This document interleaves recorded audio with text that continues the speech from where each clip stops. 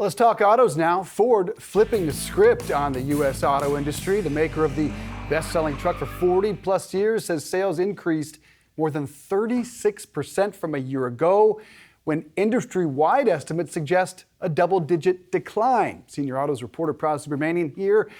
How did Ford do this in that climate? You know, lots to crow about here with these July sales, right? Up, you said 37% from a year ago.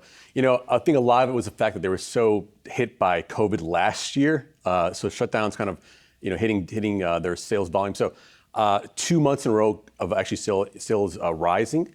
And also Ford EV sales up 170% from a year ago. The Ford Mach-E, they're doing well.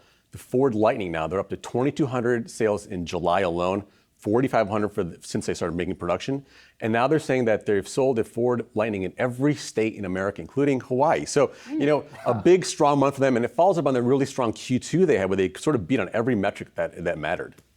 Yeah, Pras, it's interesting. And also the chip issue, though, because so many of these automakers are still talking about the fact that production isn't where it needs to be, isn't as far as it is in order to meet demand. Do you see any improvement there? And I guess how significantly are we expecting that picture to improve, at least in the short term? It sounds like, at least for Ford, that they're able to work through that. We heard from GM that they had something like 90,000 vehicles at the factory because they hadn't had the chips installed yet for certain things like, autonomous driving and everything to like seat heating. So it's still a problem that they're still working through. But I think it's getting better as we kind of progress through 2022. All right, an interesting bit of news here. McLaren, we know from those beautiful fancy cars and their F1 cars as well, getting into the shoe game? Tell me about this. It isn't the first time a shoe brand worked with a car company or a racing company to make a shoe that they might wear at the track, but this actually seems like an actual design collaboration. I think in 2 years they worked with APL and McLaren to make this interesting shoe here. So it is a true collab, but it's going to cost you. It's going to be $450 for that shoe.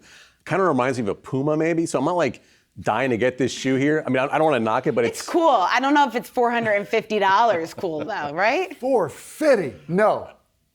Does that compare to anything else? I mean, Yeezys aren't even that, are they? I mean, probably around that, but shoes these days we're too old to talk about that, I know. I mean, a little out of my element here, but shoes these days are pretty expensive, right? So why not a McLaren shoe? You get the McLaren car. Why not a fancy shoe with they call it the orange or Dayglow paint? I mean, why not? Well, you're a huge car guy, car lover. If you're not willing to spend $450 on the shoe, I think that's telling then for the audience. I think that's a good point. Are they aiming for sneakerheads? Are they aiming for auto heads?